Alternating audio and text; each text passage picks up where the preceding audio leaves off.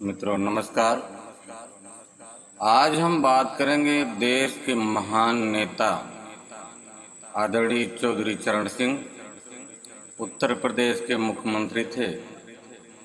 करीब 65 के दशक में, 60-65 के दशक में थे।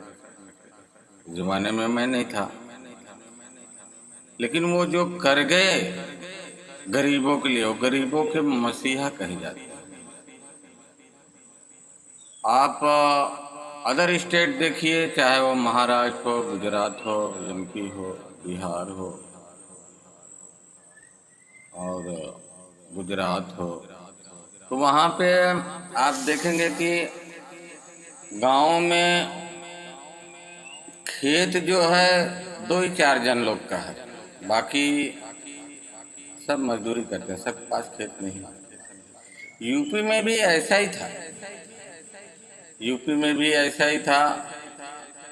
जब चौधरी चरण सिंह की सरकार बनी, मुख्यमंत्री बने, तो उन्होंने देखा कि मजदूर ज़्यादा हैं, खेती जमींदारी चलती थी। जमींदारी चलती थी तो लोग वहाँ मजदूरी करते थे जमींदार साहब के यहाँ।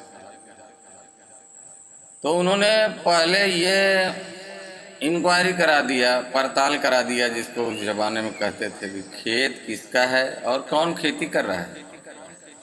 तो अलग अलग ढंग से खेती करते थे लोग। साहब की खेत है, हम मजदूरी करके आधा उनको देते थे, आधा हम खाते थे।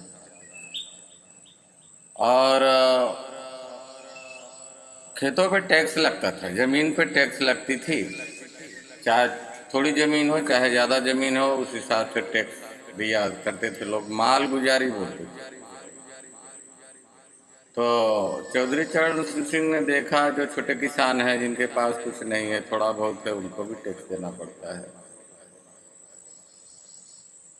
तो वो टैक्स को उन्होंने कहा कि जिसके पास 2.5 एकड़ से जमीन ज़्यादा रहेगी वही टैक्स भरेगा, जिसको 2.5 एकड़ के नीचे है, यानी 5 बीघा से नीचे है, उसको टैक्स नहीं देना पड़ेगा। वो माफ़ कर दिए उसको।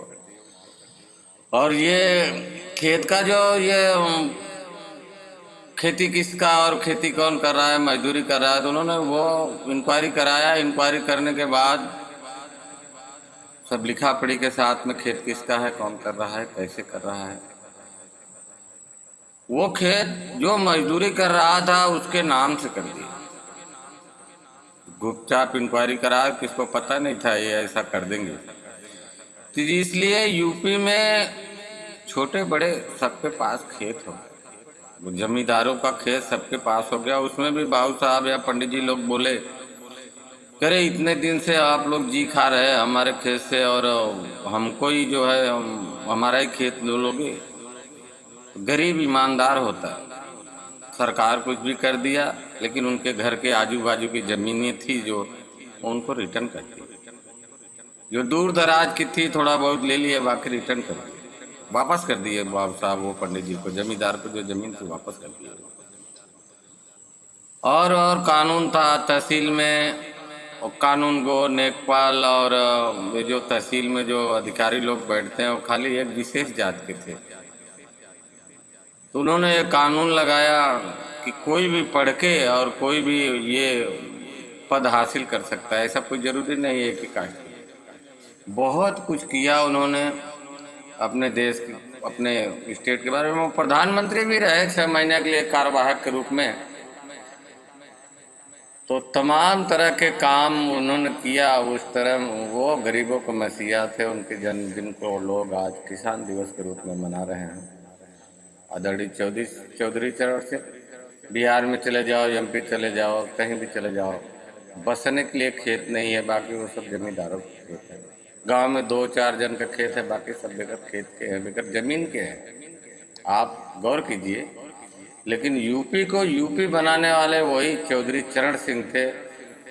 और उसमें भी जो अछूत थे, नीची जात के थे, उनको तो लोग घर में जाने ही नहीं देते थे भाई। वो तो मांस मच्छी कुछ भी खाते थे, तो उनको अछूत ही। ये जात पात का बहुत बड़ा, थोड़ा ऊंचे कास्ट के थे, यादव थे, मौर्य थे, पटेल थे, तो वो बाबू साहब पंडित जी की खेती करते थे, तो उनको सब खेत मिल गया। यादव जी थे तो उनको खेत मिल गया। वो लोग रिटर्न में किए, फिर भी कुछ हो गया, कुछ खेती किए, कुछ बनाए, कुछ कमाए, उसमें बढ़ गए। और छोटी जात वाले जो है, 80 जो चमार पासी मुसहर ये सब हैं, तो बेचारे आज भी खेत से वंचित हैं। उनके पास खेती कहाँ है? 100-200 में एक आध जन को पास है, तो उससे क्या होता है? इसके लिए वो छोटी जात वाले पीछे तो पीछे रह गए। जो मीडियम क्लास वाले, मिडिल क्लास वालों को जो ऊपर गए, तो वो चौधरी चरण सिंह का थे। चौधरी चरण सिंह बहुत माइंडेड, बहुत अच्छे नेता थे।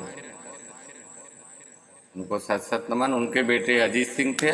उनके नाती अभी भी ये जयंत चौधरी हैं, इटावा साइड, पच्छा साइड के हैं। वो अभी भी इलेक्शन लड़ रहे हैं, बीजेपी में हैं उस टाइम वो, लेकिन पार्टी अलग है। धन्यवाद ये जानकारी के लिए। अगर आप जाने तो आगे बढ़ाएं, शेयर करें।